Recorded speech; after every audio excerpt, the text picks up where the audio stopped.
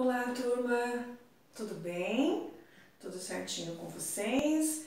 Vamos para a nossa aula de hoje, terça-feira, dia 21 de julho, né? E nós vamos iniciar hoje, pessoal, com a aula de História, tá bom? Vocês vão pegar a apostila e vão abrir na página 22. Nós vamos agora, na verdade, para a unidade 4, Navegando, tá bom? Então, nós vamos falar um pouquinho sobre iniciar a história do nosso país, a história do Brasil. Tudo bem? Vamos lá então? Página 22. Quando começa a história do Brasil? Quando os portugueses chegaram aqui em 1500, viram que esta terra era habitada por diversos grupos indígenas. Né? Todo mundo sabe já isso, a gente já falou. Por que será que os navegadores portugueses decidiram realizar as viagens marítimas e explorar diversos cantos do mundo naquela época? Por que será que os portugueses resolveram fazer viagens marítimas, né? E descobrir outros lugares? Por que empreenderam essas viagens? Como que eles chegaram ao Brasil? Como era a vida em um navio nos séculos XV e XVI? Algum outro povo também se aventurou a desbravar rotas desconhecidas? Será que foi só os portugueses que resolveram navegar para descobrir e desbravar rotas desconhecidas? Vamos descobrir? Então, nessa unidade, nós vamos iniciar, tá bom? Aqui no início da apostila, né, na página 22, vocês têm a imagem, não é isso? Da caravela chegando ao Brasil e os portugueses já vendo os indígenas, tá bom? Então vamos lá. A obra O Desembarque de Pedro Álvares Cabral em Porto Seguro, que é essa tela que foi pintada, de Oscar Pereira da Silva, representa as embarcações portuguesas chegando ao Brasil no ano de 1500 e sendo recebidas por indígenas que viviam na região que hoje é conhecida como a Costa do Descobrimento, no estado da Bahia. Então, quando eles chegaram no Brasil, né, através do mar, das viagens marítimas, eles chegaram lá no estado onde hoje é a Bahia. Tudo bem? Para estudar como foi o processo da expansão marítima portuguesa, né, como que aconteceu, né, essa expansão marítima portuguesa, vamos utilizar a partir de agora o conceito de século. Você sabia que os séculos são períodos de 100 anos? São representados em algarismos romanos e não em algarismos arábicos? Então, quando nós falamos em século, ele é usado em algarismos romanos e não em arábicos, como é o número que nós utilizamos agora, como são os números que nós utilizamos agora. O século XV, por exemplo, corresponde ao período compreendido entre os anos de 1401 e 1500. O século XVI, por sua vez, abrange o período que vai do ano de 1501 ao ano de 1600. E assim por diante. Hoje nós vivemos no século XXI, que teve início em 2001. O século XXI terminará no ano de 2100. Aqui ao lado vocês têm, olha, a definição de algarismos romanos. Representação numérica criada na Roma Antiga. Os números são representados por 7 letras do alfabeto latino, como o X, o V e o I, por exemplo. E algarismos arábicos é a representação simbólica por números por meio de 10 dígitos, que vão de 0 a 9. Nesta unidade, vamos estudar sobre a chegada dos portugueses na América no final do século XV e sobre o início da colonização do território que hoje conhecemos como Brasil. Então, nessa unidade, nós vamos estudar a chegada dos portugueses aqui no Brasil e como que foi o início da colonização no nosso país, tá bom? Vamos iniciar conhecendo as motivações que levaram os portugueses a navegar, porque nós sabemos que os portugueses estavam navegando pelo mar e chegaram no Brasil. E por que será? Qual foi a motivação dessas viagens marítimas? Vamos lá? Por que navegar?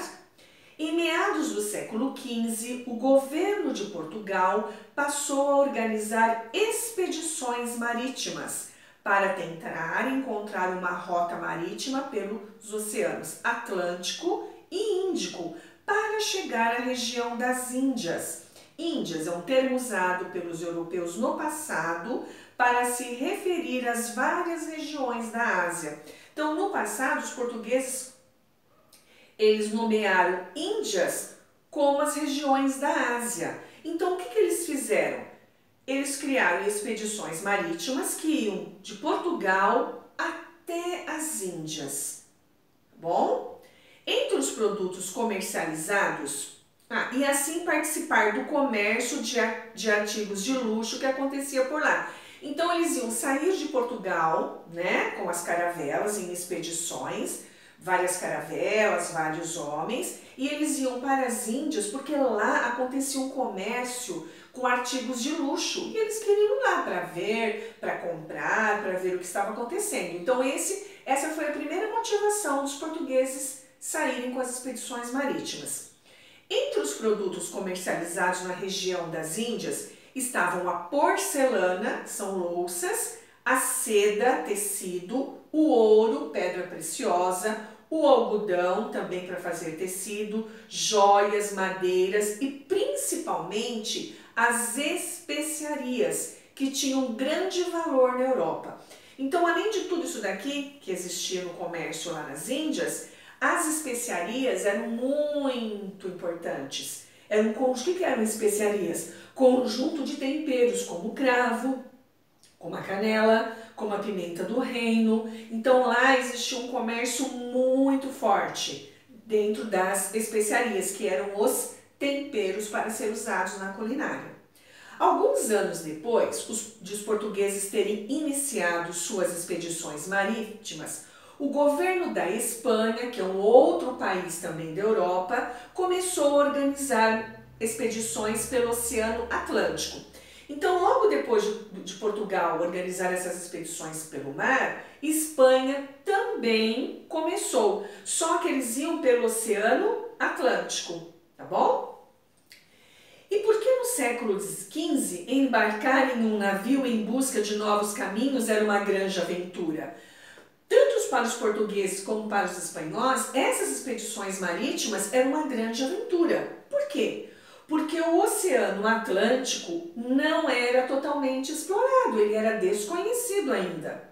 O mundo conhecido pelos europeus até então resumia-se a algumas partes da África e da Ásia, então eles não conheciam ainda o Oceano Atlântico. Então, a partir do momento que eles fossem seguir com as expedições pelo Oceano Atlântico, seria uma aventura, um desconhecido, né? Eles ainda não sabiam da existência da América, da Antártica, nem da Oceania. Por isso, os navegadores europeus tinham de se parar para explorar caminhos, tinham que se preparar para explorar caminhos e regiões até então desconhecidas por eles. As expedições marítimas europeias pelos oceanos ficaram historicamente conhecidas como grandes navegações, e quem iniciou foram os portugueses e os espanhóis. Esse período foi marcado por uma intensa produção de mapas, visto que todos os anos eram descobertos novos territórios e vários territórios pelos europeus.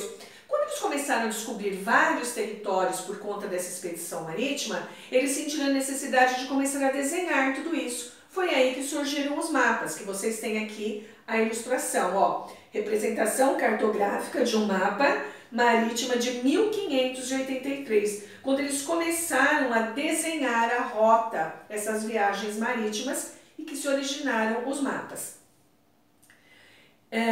Vamos lá. Muitos desses mapas eram ilustrados com criaturas marítimas que simbolizavam os medos dos navegadores diante dos mistérios do oceano. Como eles tinham muito medo do que eles iam encontrar nessas viagens e do mar, eles imaginavam até monstros marítimos. E vocês podem perceber que aqui nos desenhos constam esses monstros marítimos, né?